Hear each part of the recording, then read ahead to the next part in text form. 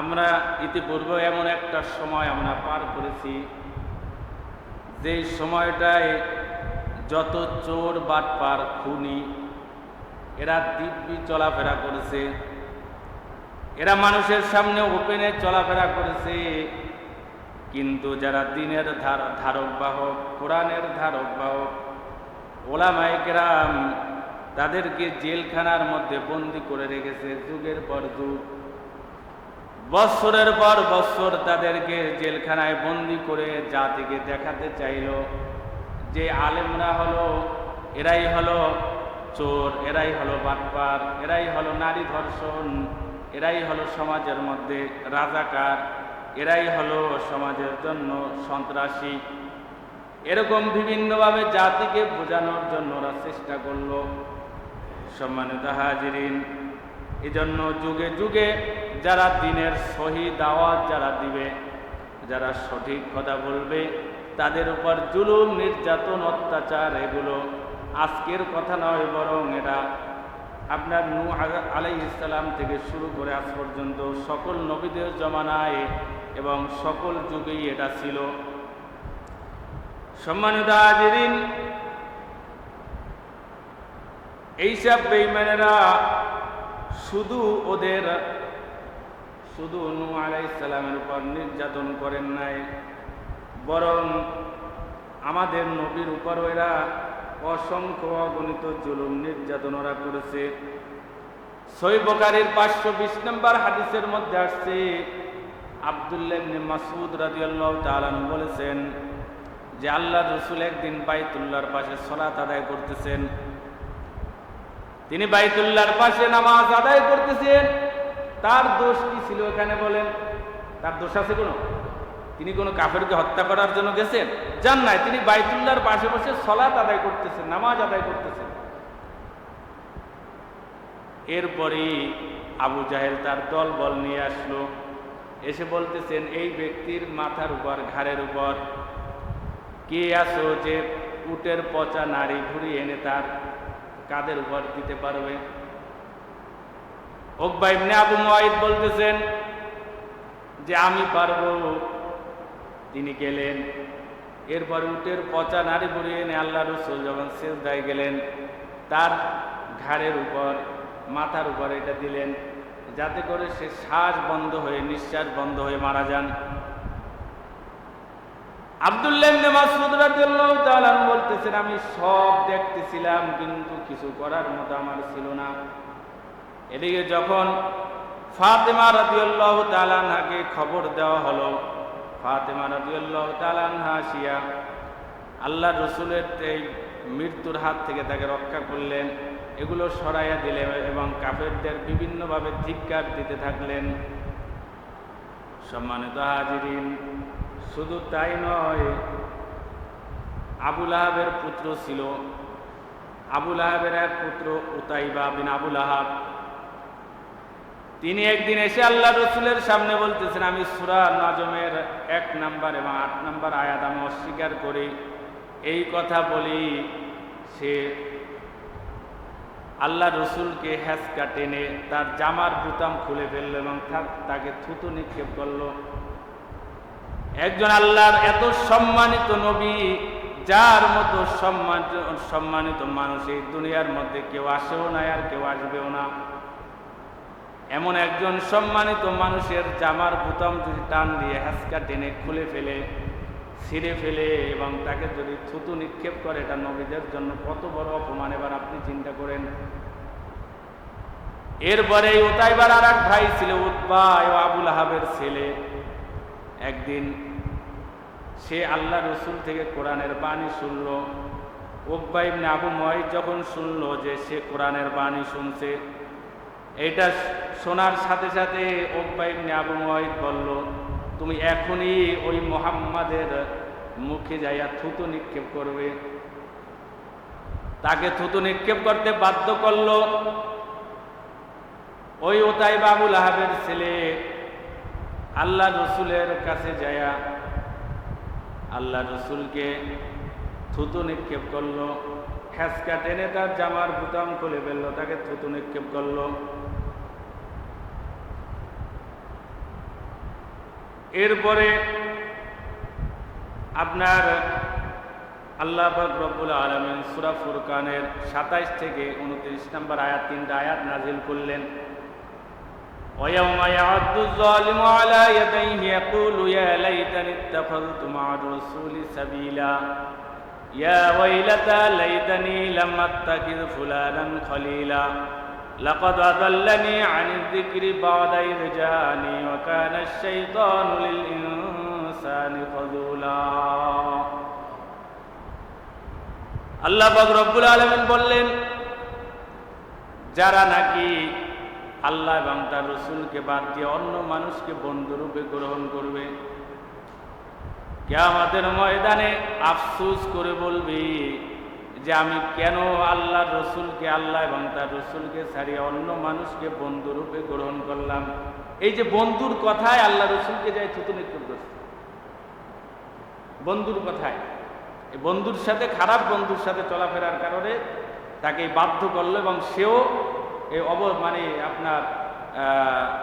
আপনার ইসের সম্মুখীন হলো, অবস্থার সম্মুখীন হলো, তাকে বাধ্য হলো আল্লাহ রাসূলকে থুতু নিক্ষেপ করে বন্ধুর কারণে। এজন্য আল্লাহ পাক আয়াত নাযিল করলেন, কিয়ামতের ময়দানের আফসোস করে বলবে আমি আল্লাহ এবং তার রাসূলকে বাদ দিয়ে অন্য মানুষকে কেন বন্ধুরূপে গ্রহণ করলাম।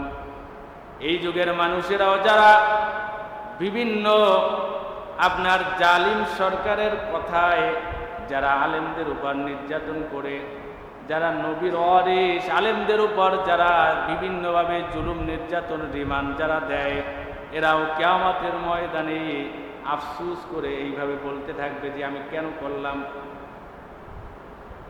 কেন আমি আল্লাহর রাসূলের পথ বাদ দিয়া, আলেমদের পথ বাদ দিয়া হিসাব বেঈমানদের পথ কেন অবলম্বন করলাম, আফসোস করে বলবে।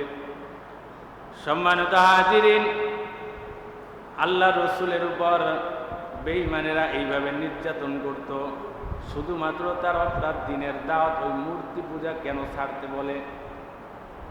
এই নূহ আলাইহিস সালামের উপর নির্যাতনের একমাত্র কারণ, নূহ আলাইহিস সালাম কেন এক আল্লাহর ইবাদত করতে বলেন এবং এই মূর্তি পূজা কেন বাদ দিতে বলেন। এই মূর্তি পূজার সাথে তাদের সম্পর্কটা এত বেশি হয়েছে যে তারা সবসময় এই মূর্তির কথা চিন্তা করত। নূহ আলাইহিস সালামের সময় আপনার 5 জন খুব সৎ ভালো মানুষ ছিল, তারা মারা যাওয়ার পরে তার ভক্তরা আপনার খুব পেরেশান এবং খুব দুশ্চিন্তার মধ্যে তারা কষ্টে জীবন যাপন করতেছিল। এরপরে আপনার শয়তান এসে তাদেরকে পরামর্শ দিল যে তোমরা এই মূর্তি পূজা, এই যে যাদের এই সৎ ব্যক্তি, এদের তোমরা ভাস্কর্য মূর্তি বানাও, এদের ছবির মতো মূর্তি বানাইয়া তোমরা এদের সামনে তোমরা ইবাদত করবে, পূজা করবা, এদের সামনে ইবাদত করবে, সামনে মানে ইবাদতের সময় সামনে রাখবা, যাতে করে তোমাদের মন ভালো থাকে। শয়তান পরামর্শ দিল। আমাদের সমাজে এখনো সেই জাতির মতো এখনো কিছু মানুষ আছে যারা পীর বাবার ছবি সামনে রাখে, দেখবেন বিভিন্ন দোকানে আছে, ছবি সামনে রাখে এবং তাদের নামাজের জায়গায় এই ছবিগুলো সামনে রাখে এবং তারা এটাকে খুব বরকত মনে করে। তারা ছবি সামনে রেখে ইবাদত করে যাতে আপনার ইবাদতে মনোযোগ হয়। খুলনাতে আমরা ছাত্র ভাইয়েরা দাওরা হাদিসের বছর এক জায়গায় গেলাম, খালিশপুরে, ওখানে একটা মসজিদ আছে ভণ্ড পীরের। তো ওখানে এই ভণ্ড পীরের মুরিদ যারা আছে তারা ওখানে যায় নামাজ আদায় করে। তো আমরা সেখানে, আমি তো আর জানি না, ওখানে যাই নামাজ আদায় করলাম। তো দেখলাম যে তাদের এই ছবি পুরা সামনে সব জায়গায় সেই তাদের বাবার ছবি, তাদের পীর সাহেব বাবার ছবি তাদের বান্ধানো এবং তারা নামাজের মধ্যে একটু পর পর বলে হু বাবা, হু বাবা, নামাজের মধ্যে হু বাবা, একটু পর পর। আমরা কি নামাজ পড়বো, একটু পর চলে আসছি নামাজ মানে বাদ দিয়ে কি নামাজ পড়বো। মানে তাদের অবস্থা দেখলে মানে আপনি অবাক হয়ে যাবেন। যে মানুষ এখনো এত গুমরাহির মধ্যে আছে। নামাজের মধ্যে বাবার কথা বলতেছে, আর নামাজের এই মসজিদের সামনে তারা এই ছবিগুলো করে রাখছে বান্ধি। তো নূহ আলাইহিস সালামের সময় এই শয়তান পরামর্শ দিল যে তোমরা এই নেককার ব্যক্তির এই 5 জন ব্যক্তি এদের তোমরা এই ছবিগুলো ভাস্কর্যগুলো তোমরা বানাইয়া ইবাদতের সময় সামনে রাখো, তোমাদের মনের মধ্যে শান্তি হবে। এরা তাই করলো। এখন এদের এই মূর্তি পূজার দিকে তাদের মন চলে গেল, তারা কোনোভাবেই এই মূর্তি পূজা থেকে বেরিয়ে আসতে পারতেছে না। তো আমাদের সমাজেও দেখবেন কিছু কিছু নেতা নেত্রী তাদের ভাস্কর্য, তাদের ছবি অফিস আদালতে, আমরা এমন একটা সময় পার করছি যে তাদের ছবি অফিস আদালতে, এমনকি সরকারি মাদ্রাসাগুলোতেও অফিসে এই ছবি মূর্তি রাখতেই হবে বাধ্যতামূলক, নাহলে কোনো অফিস চলবে না। এমন একটা সময় আমরা পার করছি, রাখতেই হবে বাধ্যতামূলক। এগুলো হচ্ছে ছবি মূর্তির ভাস্কর্যের, এগুলো হচ্ছে পূজা, মানে ব্যক্তির পূজা, এটা করতেই হবে। সম্মানিত হাজিরিন, আপনার আমাদের নবীজির সময় কাফেররা এই ইব্রাহিম আলাইহিস সালামের ভাস্কর্য বানাইছিল, ইব্রাহিম আলাইহিস সালামের ছবি। তাও আল্লাহ রসুল যখন মক্কা বিজয় হলো, তাও আল্লাহ রসুল ভেঙে ফেললেন। সম্মানিত হাজিরিন, এই জন্য কারো ছবি মূর্তি ভাস্কর্য এগুলো চলবে না, ইসলামে নিষিদ্ধ। তো নূহ আলাইহিস সালামের সময় এই 5 জন ব্যক্তি এই মূর্তি পূজা তারা করত এবং মূর্তি পূজায় তারা অভ্যস্ত। এই জন্য তারা কোনোভাবে এটা ছাড়তে পারে না, এই জন্য তারা নবীর উপর নির্যাতন। আমাদের নবীর সময়ও শুধুমাত্র এটাই অপরাধ যে কেন তিনি এক আল্লাহর ইবাদত করতে বলেন, শিরিক ছাড়তে বলেন, এবং এই মূর্তি পূজা বাপদাদাদের আমলে করে আসছে, এটা কেন ছাড়তে বলেন, এটাই হচ্ছে তার অপরাধ। সম্মানিত হাজিরিন, তাহলে নূহ আলাইহিস সালামের শিক্ষা থেকে দ্বিতীয় নাম্বার শিক্ষা হচ্ছে যে নূহ আলাইহিস সালাম এত দাওয়াত দেওয়ার পরও তিনি নিরাশ হন নাই। আলেমরাও যারা দাওয়াত ও তাবলীগের কাজ করে মানুষের থেকে শত নির্যাতন, মানুষের থেকে শত কটু কথা, খারাপ কথা, গালিগালাজ শোনার পরেও তারা কোনোভাবে নৈরাশ হওয়া যাবে না, কোনোভাবেই নিরাশ হওয়া যাবে না। আলেমদেরও নিরাশ হওয়া যাবে না, যত নির্যাতন আসুক না কেন। 3 নাম্বার, নূহ আলাইহিস সালামের জীবনী থেকে, তার দাওয়াতি জিন্দিগি থেকে 3 নাম্বার শিক্ষা হচ্ছে নবী পরিবারের সদস্য হওয়া সত্ত্বেও তারা মুক্তি পান নাই। নূহ আলাইহিস সালাম একজন রসূল ছিলেন, তার পরিবারের সদস্য হওয়ার পরও, যেরকম তার ছেলে, তার স্ত্রী, এই পরিবারের সদস্য হওয়ার পরও কিন্তু আল্লাহর গজব থেকে, আযাব থেকে রক্ষা পান নাই। তাহলে এখনো যারা মনে করে যে আমি যত অপরাধ করি না কেন আমার ছেলেটা তো হাফেজ আছে না, অনেকে হারাম খায় অথচ ছেলের হাফেজ বানাচ্ছে, ছেলে আলেম বানাচ্ছে, অথচ নিজে হারাম কাজ করে, অবৈধ কাজ করে, অবৈধ ব্যবসা করে, অবৈধ উপার্জন করে, অথচ সে ব্যাপারে কোনো আল্লাহর ভয় নাই। সে আশা করে বসে আছে ছেলেটা আলেম আছে। এই ছেলেকে মুক্তি দিতে পারবে বলেন? নূহ আলাইহিস সালামের শিক্ষা থেকে একবারে স্পষ্টভাবে বোঝা যাচ্ছে যে বাবা যতই যাই হোক না কেন, যতবার আলেম হোক না কেন, যতবার পীর সাহেব হোক না কেন, বাবার জন্য ছেলের মুক্তির কোনো ব্যবস্থা নাই। এবং ছেলে যতবার যাই হোক না কেন, আপনার বাবা এর থেকে মুক্তি পাবে না। যেরকম ইব্রাহিম আলাইহিস সালাম, তার ছেলে, তার পিতা আজর কাফের ছিল, কিয়ামতের ময়দানে ইব্রাহিম আলাইহিস সালামের সাথে তার পিতার সাক্ষাৎ হয়ে যাবে আজরের সাথে। ইব্রাহিম আলাইহিস সালাম দেখবেন তার পিতা আজরের চেহারাটা কালো, ধুলামলিন, অন্ধকার অবস্থা। কারণ কিয়ামতের ময়দানে মানুষের চেহারাটা তো এরকম হবে, যারা জাহান্নামের আসামি তাদের চেহারাটা কালো ধুলামলিন হবে, আর যারা জান্নাতের মেহমান তাদের চেহারাটা হাসি উজ্জ্বল, চেহারা দেখলেই বোঝা যাবে জান্নাতের মেহমান। সম্মানিত হাজিরিন, কিয়ামতের ময়দানে ইব্রাহিম আলাইহিস সালাম তার পিতা আজরের সাক্ষাৎ পেয়ে যাবে। ইব্রাহিম আলাইহিস সালাম দেখবেন তার পিতা আজরের চেহারাটা ধুলামলিন, কালো, অন্ধকার। ইব্রাহিম আলাইহিস সালাম বলবেন, যে হে আমার পিতা, আমি কি আপনাকে বলি নাই যে আমার কথা অমান্য করবেন না? আজকে আমার কথা মান্য করলে আপনাকে জাহান্নামের আসামি হওয়া লাগতো না। ইব্রাহিম আলাইহিস সালামের পিতা আজর বলবে, আজকে আর আমি তোমার কথা অমান্য করব না, আজকে আমি তোমার কথা মানব। এখন মানলে কাজ হবে? কিয়ামতের ময়দানে বলবে যে আজকে আমি তোমার কথা মানব, এখন মানলে কি কাজ হবে বলে? সময়ের 1 পর অসময়ের 10 পরেও কাজ হয় না। আমরা যে বলি অসময়ের 10 পর, অসময়ের 10 পরে অনেক সময় কাজ হয় না।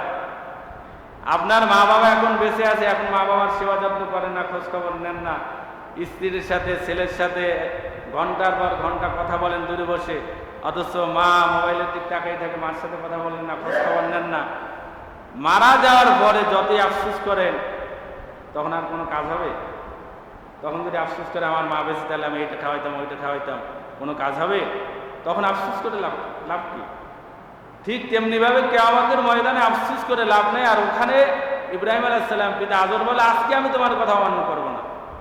তখন ইব্রাহিম আলাইহিস সালাম আল্লাহ তাআলার কাছে বলবেন যে আল্লাহ, আপনি তো আমার কাছে ওয়াদা দিয়েছিলেন কিয়ামতের ময়দানে আপনি আমাকে অপমানিত করবেন না, আমাকে লাঞ্ছনা করবেন না। আজকে আমার পিতা জাহান্নামের আসামি, এর চাইতে বড় অপমান, এর চাইতে বড় লাঞ্ছনা আর কি হতে পারে? আল্লাহ পাক রব্বুল আলামিন বলবেন, আমি মুশরিক কাফেরদের জন্য আমার জান্নাত হারাম করে দিয়েছি। এরপরে ইব্রাহিম আলাইহিস সালামকে বলবেন, আপনি আপনার পায়ের দিকে তাকান। পায়ের দিকে তাকিয়ে দেখবেন তার পিতা, এখন আর পিতার চেহারা নাই, পিতার চেহারা একটা শুয়োরের চেহারায় পরিণত হয়ে গেছে। এরপরে সে জাহান্নামের মধ্যে পড়ে গেছে ইব্রাহিম আলাইহিস সালামের সামনে।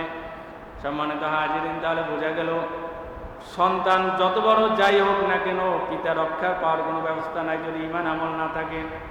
কথা কি বুঝতে পারছেন?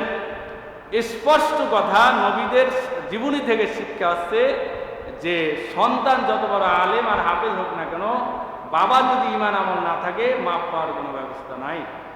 আবার বাবা যত বড় আলেম হাফেজ হোক না কেন, সন্তান যদি ঈমান আমল না থাকে, মাপ পাওয়ার কোনো ব্যবস্থা না। এটাই নূহ আলাইহিস সালামের জীবনী থেকে শিক্ষা। সম্মানিত হাজিরিন, নূহ আলাইহিস সালামের জীবনী থেকে 4 নম্বর শিক্ষা হচ্ছে ঈমানের সম্পদই হচ্ছে সবচেয়ে বড় সম্পদ। কারণ নূহ আলাইহিস সালামের সময় যারা ঈমান গ্রহণ করে নাই, তাদের সব সম্পদগুলো সব নষ্ট হয়ে গেছে। তারা নিজেরা সব, তাদের সম্পদের কোনো অভাব ছিল না। তাদের সব সম্পদ ঈমান না থাকার কারণে সব ধ্বংস হয়ে গেছে। এই জন্য ঈমানের সম্পদ হচ্ছে সবচেয়ে বড় সম্পদ। সম্মানিত হাজিরিন, এরপরে আর একটা শিক্ষা হচ্ছে শিরিকের কারণে নূহ আলাইহিস সালামের কওম ধ্বংস হয়ে গেছে। এই জন্য আলেমদের এগিয়ে আসা উচিত এবং মানুষকে শিরিক থেকে সাবধান করা উচিত। আজকে আমাদের সমাজের মানুষগুলো কথায় কথায় শিরিকি কথা বলে। সম্মানিত হাজিরিন, এরপরে সমাজ নেতাদের ভ্রষ্টতার কারণে আল্লাহর আযাব নেমে আসে আমাদের সমাজে। এরকম সমাজের বড় বড় নেতাদের কারণে সমাজের মধ্যে আল্লাহর আযাব এবং গজব নেমে আসে। সম্মানিত হাজিরিন, এরপরে 8 নম্বর শিক্ষা হচ্ছে আপনার 7 নম্বর শিক্ষা হচ্ছে বিপদ থেকে মুক্তি পাওয়ার জন্য, আপনার বিপদ থেকে মুক্তি পাওয়ার জন্য আল্লাহ তাআলার কাছে দোয়া করতে হবে। সাথে সাথে বিভিন্ন প্রচেষ্টা, বাস্তব প্রচেষ্টা, এটা ঈমানের বিপরীত নয়। যেরকম নূহ আলাইহিস সালামের সময় নৌকায় তারা আরোহণ করার মাধ্যমে তারা বাস্তব এবং প্র্যাকটিক্যাল তারা মুক্তি পাওয়ার জন্য তারা চেষ্টা করেছিল। সম্মানিত হাজিরিন, এই জন্য বন্যা হলে বিভিন্ন জায়গায় আশ্রয় গ্রহণ করা এটা ঈমানের বিপরীত নয়। এরপরে 8 নম্বর শিক্ষা হচ্ছে গালমন্দ খেয়েও তারা আল্লাহর নবী আল্লাহ রাসূল নূহ আলাইহিস সালাম যেভাবে সমাজ ত্যাগ করেন নাই, যারা দ্বীনের দায়ী, দ্বীনের দাওয়াত দেয়, তাদের গালমন্দ খেয়ে সমাজ ত্যাগ করার মোটেও উচিত হবে না। সম্মানিত হাজিরিন,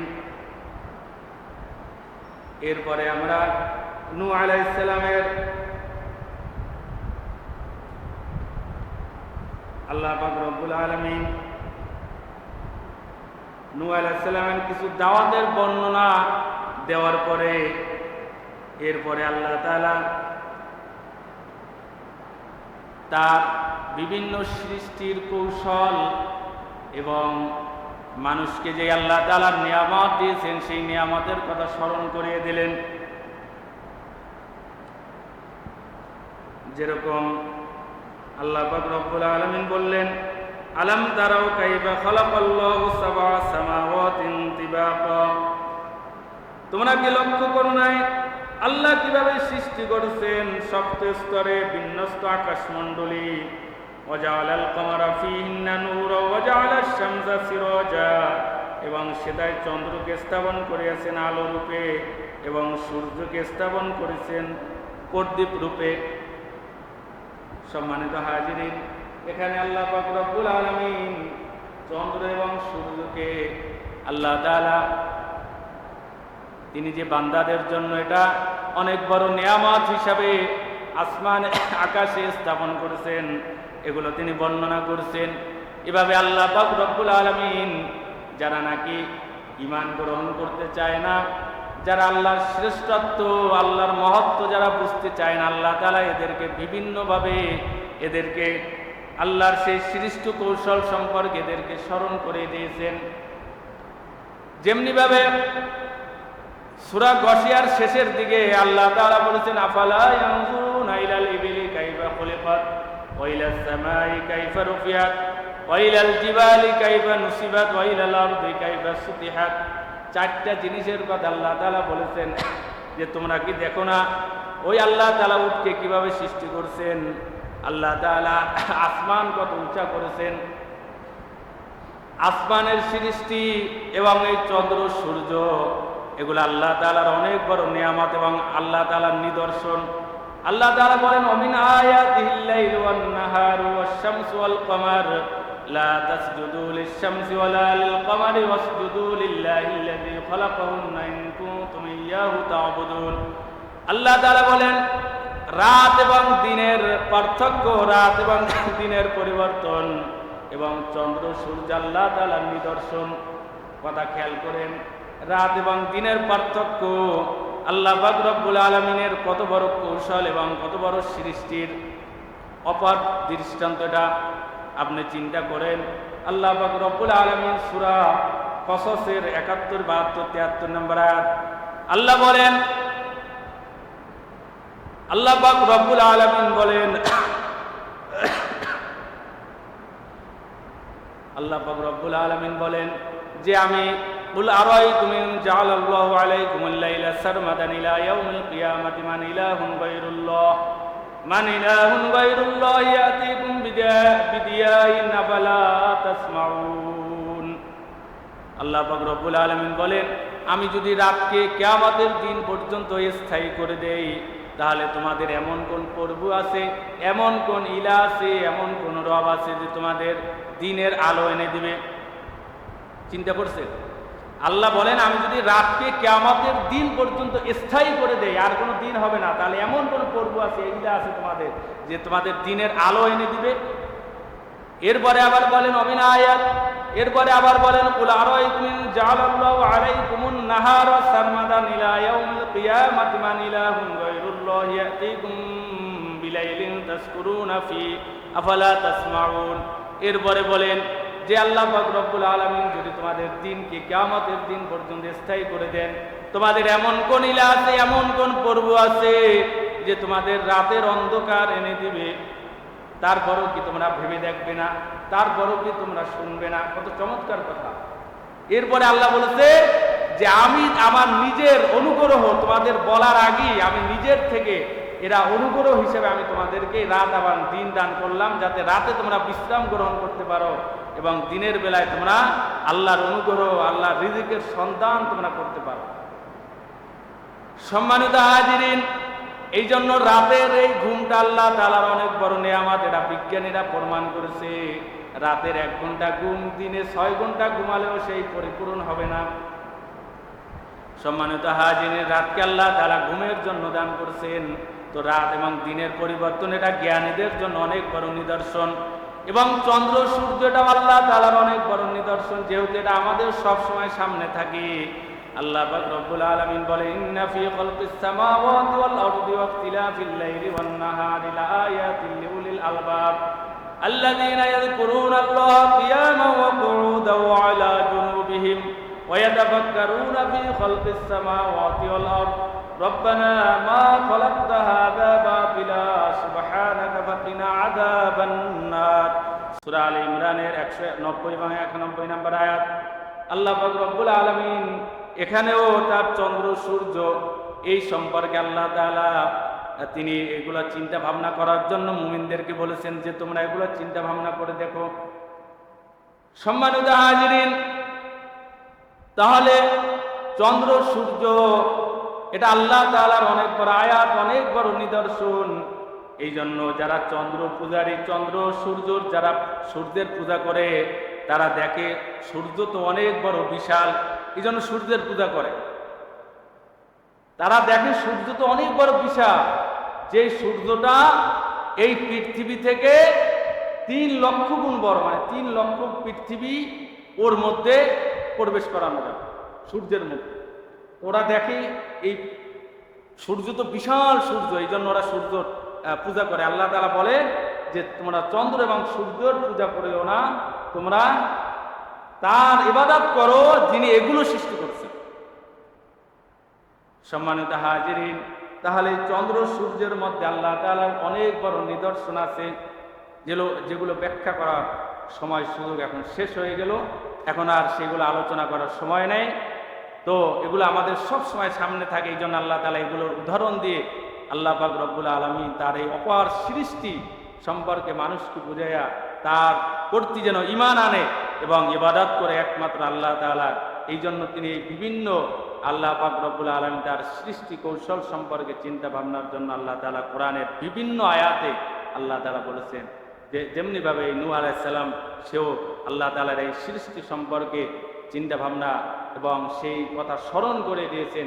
আল্লাহ পাক রব্বুল আলামিন আমাদেরকে নূহ আলাইহিস সালামের জীবনী থেকে শিক্ষা গ্রহণ করে সামনে আল্লাহ তাআলা আমাদেরকে সঠিকভাবে ঈমান গ্রহণ করে শিরিক মুক্ত জীবন গড়ে এবং আল্লাহর পথে যেন চলতে পারি।